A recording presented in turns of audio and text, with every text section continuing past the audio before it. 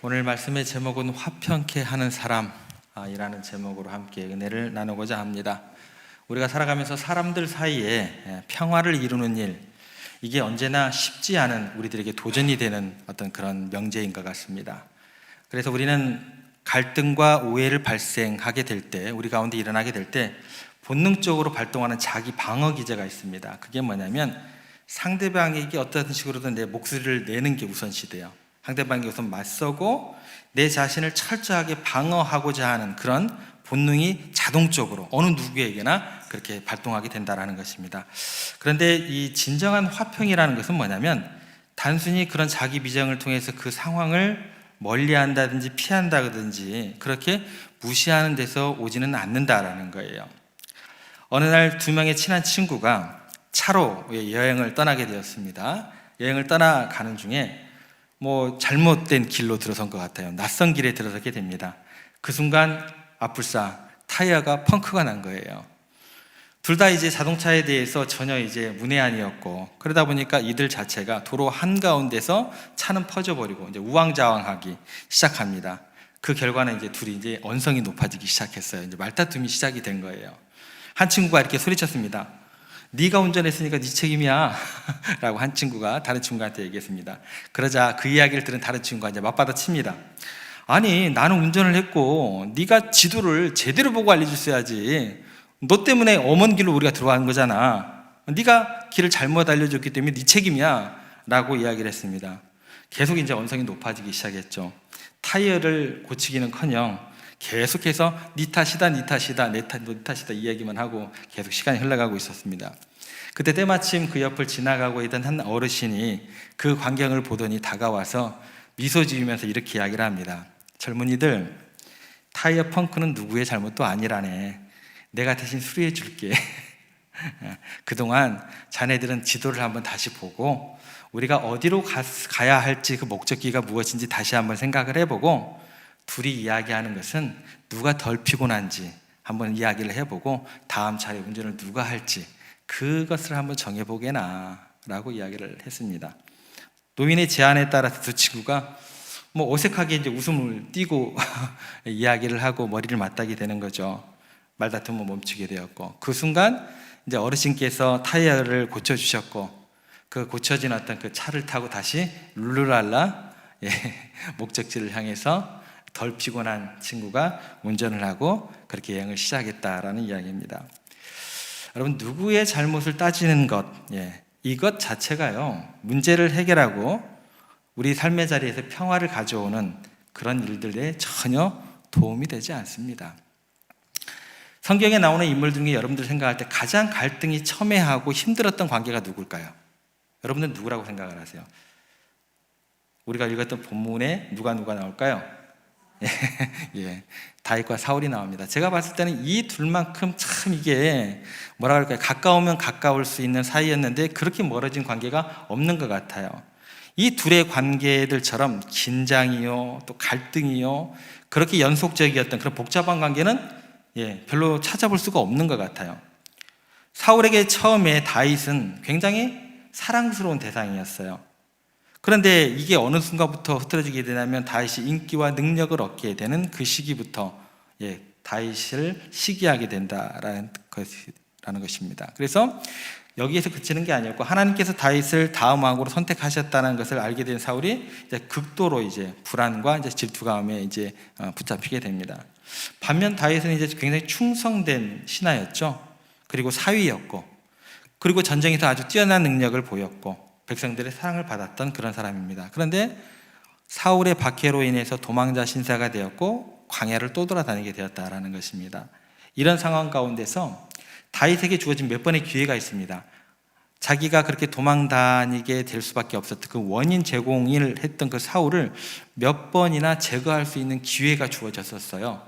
그런데 다윗이 그 기회를 주어질 때마다 복수 대신 용서를, 증오 대신 존중함을 선택했던 다윗의 모습을 보게 됩니다. 그래서 우리가 이런 다윗의 모습을 통해서 다윗이 사울에게 보여준 화목의 본질과 그리고 어떻게 하나님의 사람으로서 평화를 이루어졌는지 우리가 그 부분을 좀 집중해서 좀 생각해 보겠습니다. 그리고 그 다윗의 모습을 통해서 우리가 직면하는 다양한 갈등 상황 속에서 삶을 살아가면서 누구나 갈등이 우리 가운데 있게 되더라는 거예요.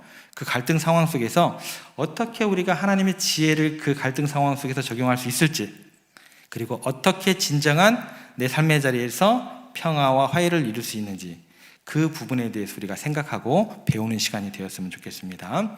그래서 오늘 그 첫 번째 특징에 대해서 좀 생각을 해보겠습니다. 평화를 만드는 사람의 첫 번째 특징은 뭐냐면 자기 입장을 초월할 수 있어야 돼요. 그러니까 상대방의 상황과 관계없이 하나님과 그 사람의 관계 가운데 그 관계만 집중할 수 있는 사람이 평화를 이룰 수 있는 사람이 된다는 거예요. 그러니까 하나님과 그 사람의 관계를 의식하는 사람만이 진정한 평화를 강조할 수 있게 된다는 것입니다. 일반적으로요, 사람들은 내가 억울한 일을 당하게 되면 기회가 주어지기를 기다려요. 어떤 기회가 주어지기를 기다릴까요? 내가 안갚음을 할 수 있는 기회, 복수를 할 날을 칼을 가는 어떤 그런 기회를 기다리고 노리게 됩니다. 그리고 그 기회가 주어지면요, 인간은 어김없이 내가 받은 것 이상으로 잔인하게 복수할 만한 정당한 이유를 찾아요. 그리고 자신의 행동을 정당화하기 위해서 온갖 이유를 갖다 대면서 우리들에게 주어진 선한 양심을 어떻게 해서든지 무마하려고 애를 씁니다. 저는 그래요. 저는 그렇습니다. 그런데요, 오늘 본문에 나와 있는 다윗은 저랑 틀린 것 같아요. 다윗의 그 모습을 보면 우리들이 행동했던 그 일반적인 반응하고 전혀 다른 모습을 보여주게 됩니다. 오늘 본문의 배경을 좀 살펴보겠습니다. 다윗이 사울을 피해서 엔게디 광야라는 그 황무지로 도망을 갔어요. 그리고 피곤에 지쳐서 한 굴로 숨어 들어갑니다. 좀 쉬려고. 그런데 뜻밖의 사울왕이 그 굴로 들어오게 돼요. 그러면서 어떠한 일이 벌어지는지, 굉장히 사울왕이 그 굴에 들어와서 굉장히 특이한 행동을 합니다. 어떤 행동을 하는지 우리가 3절 말씀 한번 보겠습니다. 3절 말씀 같이 한번 읽겠습니다. 길가 양의 우리에 이른즉 굴이 있는지라 사울이 뒤를 보러 들어가니라. 다윗과 그의 사람들이 그 굴 깊은 곳에 있더니, 사울왕이 굴에 들어왔어요. 지금 뭐 하고 있는 장면이에요? 성경의 표현 그대로 한다면 뒤를 보고 있다라고요. 뒤를 본다는 게 뭐예요? 여러분, 뒷간이란 말 아세요? 사투리인가요? 우리 채은이 주은이 무슨 얘기를 하시는가 싶은가? 뒷간이 뭐예요? 화장실이죠? 화장실. 화장실이죠. 뒷간, 뒤를 본다. 화장실이 이제 급한 거죠. 볼일 보러 들어갔다라는 것입니다. 이 장면이 어느 장면이냐면 사울왕이 다윗을 잡아 죽이려고 이잡듯 뒤지고 다니는 거죠. 3,000명의 군사들과 함께 광야를 헤매면서 수색을 하다가 갑자기 뭐예요? 화장실이 가고 싶은 거예요. 그런데 광야에 화장실이 있어요, 없어요? 없어요. 그러니까 할 수 없이 그 모든 군대를 놔두고 사람들을 피해서 굴이 보이니까 그 굴로 들어가게 되었던 거죠. 근데 그 빈 굴인 줄 알고 들어갔는데 그 안에 누가 있었던 거예요? 다윗과 그의 부하들이 있었다라는 거예요. 그러면 이제 여기서 하나 생각을 해보시기 바랍니다. 사울왕은 굉장히 밝은 곳에 있다가 어두운 동굴로 들어간 거예요. 그죠? 밝은 곳에 있다 어두운 곳에 확 들어가면 어떻게 돼요? 안 보이죠. 안에 누가 있는가도 안 보이죠. 캄캄해서 안 보이게 됩니다. 그리고 난 다음에 사울왕은 동굴 안에 누가 있는지도 모르고 급한 김에 이제 뭐 갑옷 다 벗겠죠. 벗고 바지 내리고, 그리고 어느 쪽을 향하여 방향을 잡았을까요? 뒤쪽일까요? 밝은 쪽일까요? 밝은 쪽이죠. 입구에서 누가 들어오나 이걸 봐야 되는 거잖아요. 그죠? 근데 그 뒤는 누가 있어요?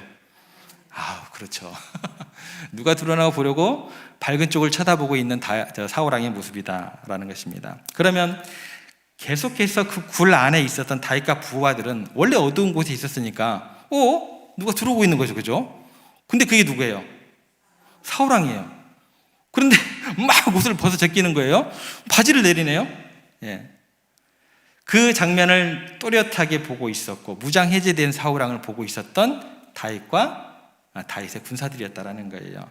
그때 다윗의 부하들이 행동에 옮기게 됩니다. 무슨 행동을 옮길까요? 저 사울왕이다. 칼 들어. 죽이자. 가는 거죠. 그죠? 죽이려고 접근을 하고 있는데 누가 그들을 말렸을까요? 다윗이 그들을 말리기 시작합니다. 한번 생각해 보세요. 이 순간 사울 왕에 있어서 왕다운 품위와 권위가 여러분 같으면 느껴질 것 같으세요? 어떠세요? 뭐 갑옷 다 제꼈죠. 뭐 바지 내리고 있죠. 사울 왕에게 있어서 그 누구 하나 왕다운 품위와 권위가 느껴질 수가 없는 장면입니다. 더군다나 그 조용했던 곳에, 그 적막했던 곳에 냄새는 다 풍길 거 아니에요. 그리고 벌거벗은 사울 왕의 모습을 보면 얼마나 한심하겠어요. 그런데 다윗이 죄 없는 자기를 잡아 죽이려고 쫓아다녔던 그 간악한 원수된 그 사울을 볼 때 그 추악한 모습으로 보지 않고, 그 추한 모습으로, 바지 내린 모습으로 보지 않고 하나님의 기름 부음 받은 왕으로 보고 있었다라는 것입니다. 10절 말씀 가보겠습니다. 같이 읽겠습니다. 오늘 여호와께서 굴에서 왕을 내 손에 넘기신 것을 왕이 아셨을 것이니이다. 어떤 사람이 나를 권하여 왕을 죽이라 하였으나 내가 왕을 아껴 말하기를 나는 내 손을 들어 내 주를 해하지 아니하리니 그는 여호와의 기름 부음을 받은 자이기 때문이라 하였나니라. 어떻게 보고 있어요? 하나님의 기름 부은 왕으로 보고 있다라는 것입니다. 이 구절을 통해서 또 하나 우리들을 놀라게 하는 사실이 있습니다. 더욱더 놀라게 하는 내용이 뭐냐면, 그게 뭐냐면 사울 왕을 다윗이 죽이지 않아야 될 이유보다도 사울 왕을 죽여야 할 이유가 너무나 많다는 게 이 구절 가운데 있어요. 이 구절 가운데 보면 무슨 얘기가 나오냐면 사람들이 다 죽이라고 그랬다 그래요. 그리고 4절 말씀에 보면 이건 하나님의 말씀이 응한 겁니다 라는 이야기가 있어요. 보세요. 4절 말씀. 다윗의 사람들이 이르되 보소서 여호와께서 당신에게 이르시기를 내가 원수를 내 손에 넘기리니 내 생각이 좋은 대로 그에게 행하게 하리라 하시더니, 여기 보면 원수를 넘겨주라 그랬는데 그때가 어때요? 온 거예요. 기회가 주어졌다라는 거예요. 또 당신을 괴롭히는 그를 죽이는 건 뭐라는 거예요? 정당방위입니다. 사람들이 그렇다라는 거예요. 그러니까 여러 가지 윤리적으로나 또 성경 말씀으로나 하나님의 손에 넘겨졌다는 하나님의 뜻으로 죽이지 않을 이유보다도 다윗에게는 뭐가 더 많은 거예요? 죽일 이유가 너무나 많았다라는 거예요. 죽여도 돼요. 왜요? 모든 어떤 그 정당성이 다 부여됐어요. 죽이지 않아야 될 이유보다 죽일 이유가 더 많았다라는 거예요. 더구나 지금 사울 왕의 모습이 어떻다고요? 굉장히 추한 모습이고 왕의 권위는 느껴지지 않는 그런 모습이다라는 거예요. 얼마든지 양심의 가책 없이 제거할 수 있는 기회가 주어졌다라는 것입니다. 그럼에도 불구하고 다윗은 사울을 볼 때 어떤 모습을 보고 있다고요? 10절 끝에 보면 여호와의 기름 부음을 받은 자로 보고 있다라는 것입니다.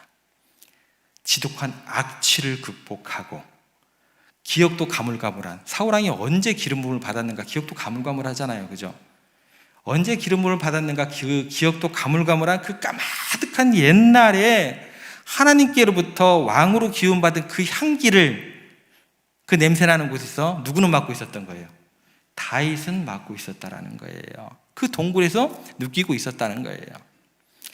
더군다나 자기를 집요하게 괴롭히고 죽이려고 하고, 더군다나 귀신까지 들렸고 인격적으로 파탄이 나고 추한 몰골을 하고 있는 그 사람을 대하면서 여전히 하나님께서 선택한 왕으로 보고 있었다는 것입니다. 나와 그 사람의 개인적인 관계, 원한으로 보면 이게 불가능합니다. 하나님과 그 사람의 관계로 쳐다볼 때만 이게 가능한 거예요. 이것이 뭐예요? 다윗의 탁월한 점입니다. 여러분, 우리 인간들은요, 보통 다른 동물들과 달라요. 다른 동물들과 다르게 인간을 인간으로 안 볼 수 있는 유일한 종족이 누구예요? 우리 인간들이에요. 그래서 프랑스의 알렌 피키 클라우트라는 그 저술가가 잃어버린 인간성이라는 책을 썼습니다. 거기 보면 이런 얘기가 나와요. 어떤 얘기냐면 오랜 세월을 두고 인간과 그 밖에 다른 대부분의 동물들을 구별짓는 점이 있는데, 그게 뭐냐면 인간들은 서로를 같은 인간으로 인정하지 않는다는 거예요. 이게 무슨 얘기냐면, 예를 들어서 고양이는요, 검은색 고양이건 흰 고양이든 얼룩 고양이건 전부 다 뭘로 볼까요? 고양이는 고양이로 보지 고양이를 개로 보지 않아요. 예. 개들도 봐도 생긴 것이 뭐 크고 작고 난리도 아니잖아요. 그죠? 그런데 얼마나 다양하고 종이 많은지 크기가 다 다른데도 불구하고 강아지 카페 같은 데 가면은 뭐예요? 개들은 그렇게 많이 모여 있는데 절대 고양이 닮은 개라고 고양이 취급하지 않아요. 고양이 닮은 개들이 있거든요. 다 개로 존중한다라는 거예요. 굉장히 질서가 있어요. 그런데 인간들은요, 자기가 세운 기준과 다르면, 거기에 소속되지 않으면 인간을요, 인간 이하로 취급을 합니다. 굉장히 잔인합니다.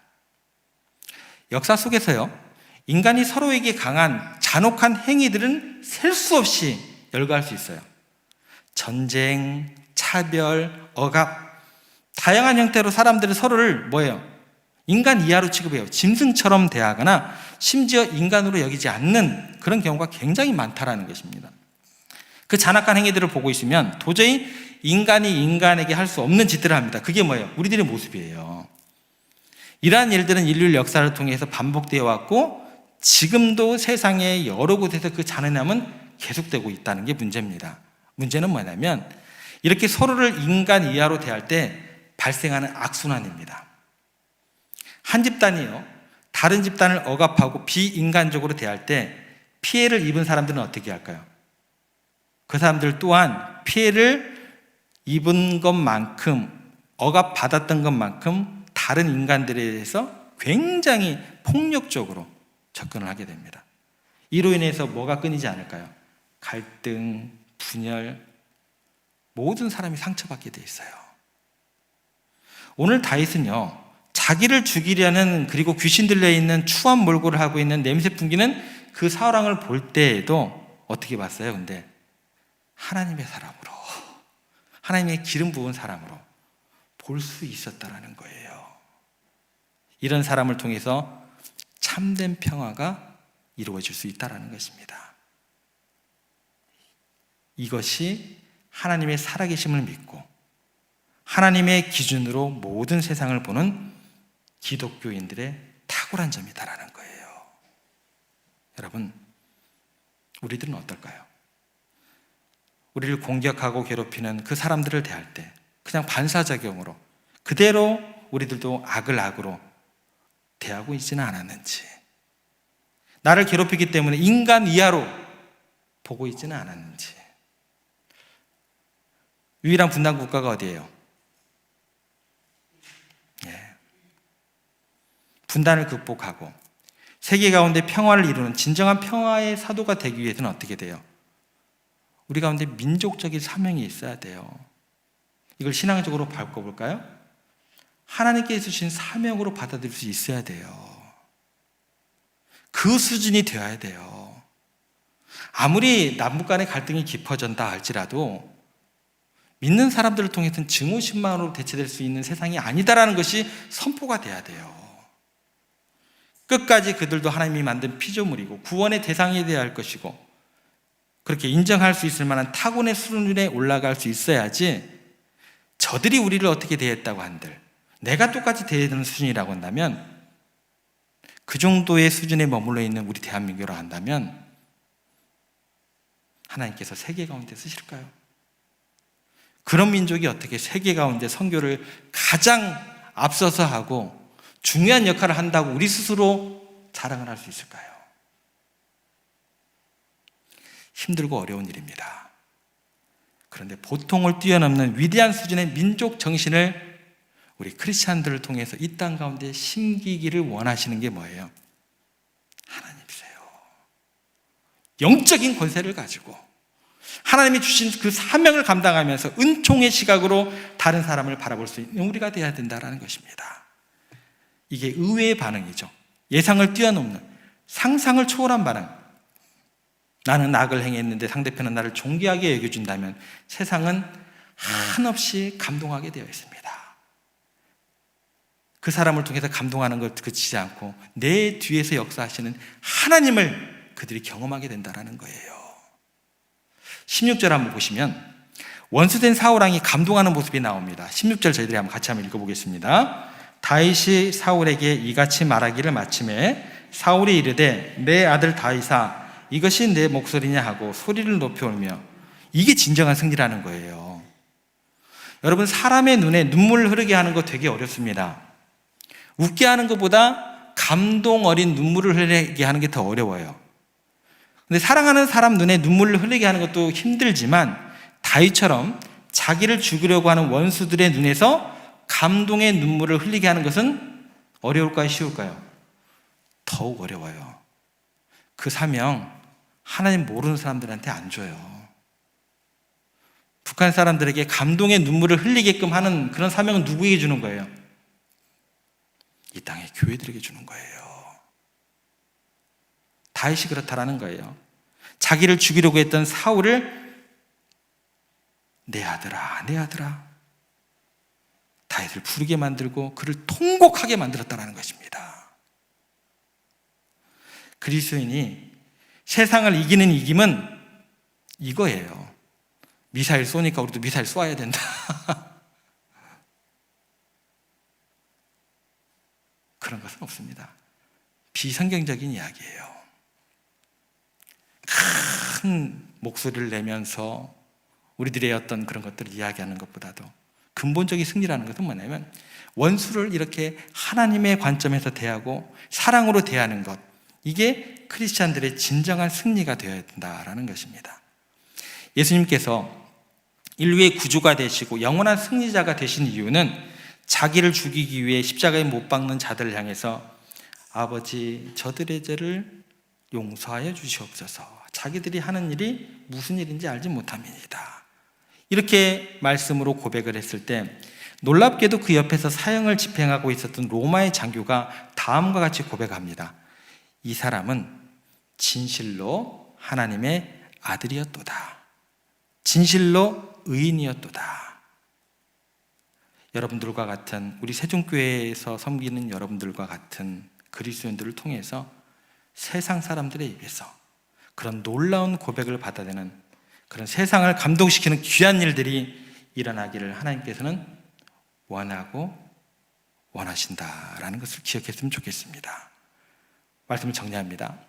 다윗은 복수할 기회가 여러 번 주어졌지만서도 사울을 하나님의 기름 부은 자로 존중하며 용서를 선택했습니다. 이와 같은 다윗의 행동은 진정한 평화와 화해가 어디에서 오는지 우리들에게 너무나 큰 가르침을 주게 됩니다. 예수님께서 십자가에서 보여주신 그 사랑과 용서 역시 세상을 변화시키는 힘이 바로 용서와 자비에 있음을 우리로 다시 한번 깨닫게 하신다라는 것을 기억해야 하시기 바랍니다. 그래서 우리의 삶의 자리에서 항상 따라오는 갈등과 어려움 속에서 어떻게 해서든지 우리는 하나님의 시선으로 그 사람을 바라볼 수 있어야 될 것입니다. 그렇게 바라보면서 사랑과 용서를 여러분의 삶의 자리에서 그렇게 실천하는 그 삶을 통해서 하나님이 살아계심이 세상 가운데 증거되고, 그 가운데 여러분들을 화목케 하는 직책을 이루시면서 그 삶의 자리에서 화목을 이루시는 여러분들의 삶의 자리가 되기를 주님의 이름으로 부탁을 드립니다.